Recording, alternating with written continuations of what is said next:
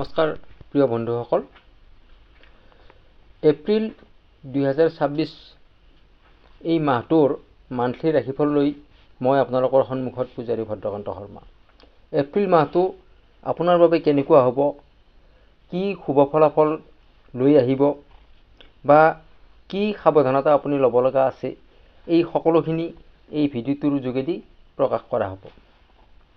প্ৰিয় বন্ধুসকল, গ্ৰহৰ অৱস্থিতি, কোন গ্ৰহ কোন স্থানত আছে আৰু কোন গ্ৰহই কেনেকুৱা ধৰণৰ ফলাফল দিব, স্বাস্থ্য, শিক্ষা, আৰ্থিক, কৰ্মজীৱন, প্ৰেম, দাম্পত্যত আদিত কেনেকুৱা ধৰণৰ প্ৰভাৱ পৰিব, এই সকলোখিনি এই ভিডিঅ'টোৰ যোগেদি আপোনালোকক জানকাৰী দিব বিচৰা হৈছে।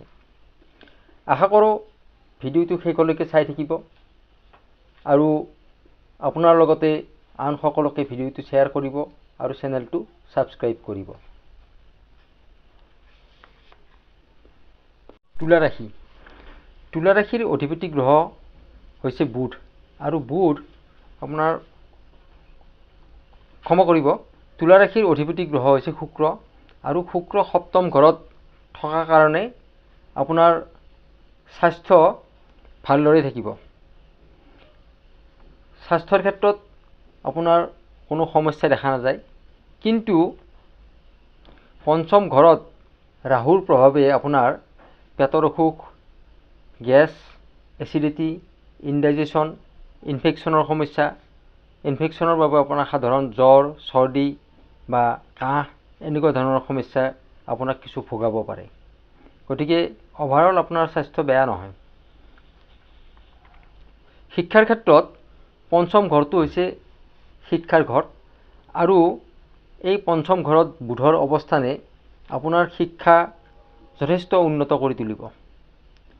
বুধৰ প্ৰভাৱে আপোনাৰ বুদ্ধি, জ্ঞান, ভাল ডিচিশ্যন ল'ব পৰা ক্ষমতা, পঢ়াত মনোযোগ বৃদ্ধি হোৱা, এই সকলোবিলাক কাৰ্য আপোনাৰ খুব ভালদৰে চলি যাব।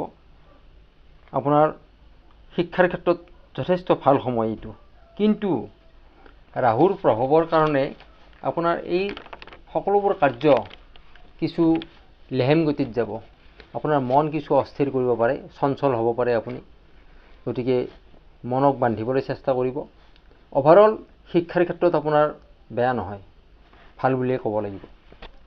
প্ৰেমৰ ক্ষেত্ৰত আপোনাৰ 14 এপ্ৰিলৰ আগতে আপোনাৰ সম্পৰ্কত কিছু সন্দেহৰ ভাৱ বা ভুল বুজাবুজি বা মতানৈক্য এনেকুৱা ধৰণৰ সমস্যাবিলাক থাকিব, কিন্তু 15 এপ্ৰিলৰ পৰা আপোনাৰ এই সমস্যাবিলাক লাহে লাহে আঁতৰি যাব। আপোনাৰ নিজৰ আত্মবিশ্লেষণৰ যোগেদি আপুনি নিজৰ ভুল নিজেই ধৰিব পাৰিব আৰু সংশোধন হৈ আপোনাৰ প্ৰেমত মধুৰতা আনিব পাৰিব। দাম্পত্যৰ ক্ষেত্ৰত আপোনাৰ পাৰিবাৰিক কোনো সমস্যা দেখা নাযায়, কিন্তু আপোনাৰ লাইফ পাৰ্টনাৰৰ কোনো ইনফেকশ্যনৰ সমস্যাই দেখা দিব পাৰে, যাৰ ফলত সঘনাই চৰ্দি, কাহ, পেটৰ অসুখ, ইনডাইজেশ্যন, গেছ, এচিডিটি এনেকুৱা ধৰণৰ যিবিলাক সমস্যা আছে, এই সমস্যাবিলাক সঘনাই দেখা দিব পাৰে। তাত বাহিৰে আপোনাৰ দাম্পত্য জীৱনত সুখেই দেখা যায়। অভাৰঅল আপোনাৰ দাম্পত্য জীৱন ভাল। ভাগ্য 11 এপ্ৰিললৈকে আপোনাৰ 9 নম্বৰ ঘৰত, 9 নম্বৰ স্থানত বুধৰ অৱস্থিতিয়ে আপোনাৰ ভাগ্য যথেষ্ট উন্নত কৰি তুলিব। আপোনাৰ ভাগ্য ভাল দেখা যায়। কোনো সম্পত্তি বিষয়ক কাৰ্য, ডাঙৰ ডিচিশ্যন বা কোনো যদি আপুনি গাড়ী মটৰ, সা সম্পত্তি ল'বৰ কাৰণে আশা কৰি আছে, তেনেহ'লে আপুনি মাহটোৰ প্ৰথম ভাগতে আপুনি এই সকলোখিনি কাৰ্য সম্পূৰ্ণ কৰি লওক। 14 এপ্ৰিলৰ পিছত আপোনাৰ চাকৰি হোৱাৰ যোগ দেখা যায় বা আপোনাৰ কোনো ট্ৰেন্সফাৰ, প্ৰমোশ্যন এনেকুৱা ধৰণৰ আপোনাৰ যোগ কিছুমান দেখা যায়, কিন্তু আপোনাৰ লগত কিছু পলিটিক্স ঘটিব পাৰে। তাৰ কাৰণে আপুনি খুব সাৱধানে কেয়াৰফুলি আপুনি থাকিব।